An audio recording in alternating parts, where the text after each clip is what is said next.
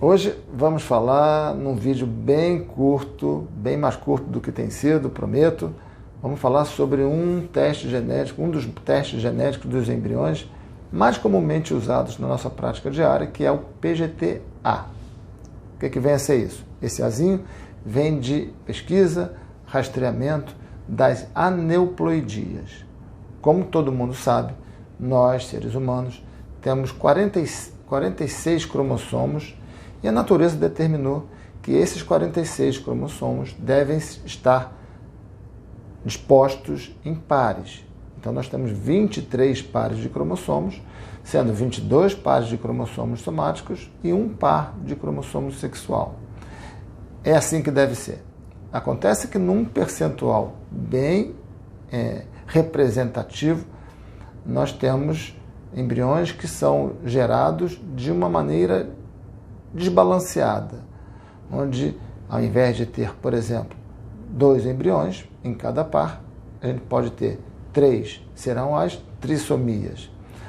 Por outro lado, ao invés de ter 2, um embriãozinho pode ter um cromossomo em algum desses pares, e a gente está diante de uma monossomia. Então, como vocês podem ver, são diversas as possibilidades, porque tudo isso pode acontecer em qualquer um desses pares de cromossomo, e pode haver um ganho ou perda de cromossomo parcial ou completa. A gente pode ter um ganho completo de um cromossomo ou uma perda completa de um cromossomo, ou podemos ter também esse fenômeno acontecendo de modo parcial, num fragmento, num pedaço do braço do cromossomo, para mais ou para menos.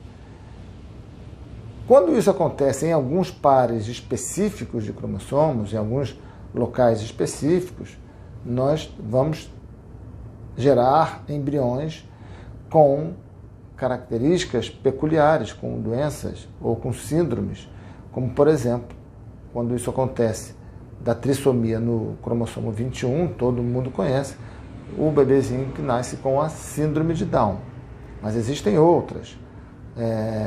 Quando, por exemplo, esse fenômeno da trissomia se dá no cromossomo 18, por exemplo, nós temos a síndrome de Edwards, nós temos a síndrome de Patau, quando isso acontece no cromossomo 13. E isso, como eu falei, pode acontecer, pode se dar em qualquer um desses pares. Também acontece no par de cromossomo sexual. Por exemplo, nós podemos ter a síndrome de Turner. Ou seja, são diversas as possibilidades, mas o ponto importante é que esse estudo do PGT-A, ele visa determinar essa disposição numérica dos pares de cromossomos, que devem estar, como eu falei, de modo equilibrado, de modo balanceado. É essa a finalidade desse exame.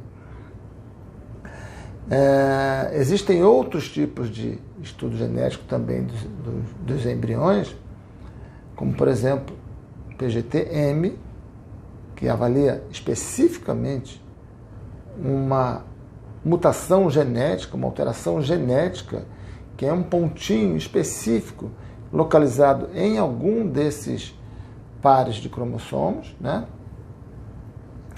Mas aí é uma avaliação de doença monogênica e então, portanto, o exame se chama PGT-M.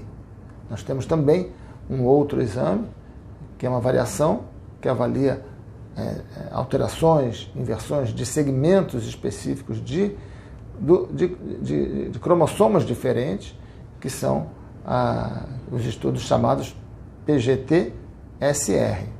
Temos também um outro estudo que tem a pretensão de avaliar doenças poligênicas também. Eu vou falar depois um pouquinho sobre cada um desses. Hoje a gente falou sobre o teste PGT-A. Eu espero que tenha sido claro. E é um exame muito, para finalizar, é um exame muito corriqueiro no nosso dia a dia da reprodução. E o ponto mais importante, talvez, seja o grau de assertividade dele. A gente está falando de um estudo que tem um potencial de acerto enorme, né? As chances de acerto desse exame beiram 99%. Então é um exame realmente muito utilizado, de modo muito seguro. Ele é feito no embriãozinho quando atinge uma fase chamada de blastocisto, que é o 5º dia de existência desse embrião, o que confere a gente uma segurança maior na execução desse exame, no que diz respeito ao próprio embrião, como também um grau de assertividade também enorme. Então, era basicamente hoje o que eu tinha de trazer sobre o PGT-A, e qualquer dia eu vou voltar falando um pouquinho mais sobre, principalmente, o PGT-M e o PGT-SR. Até lá!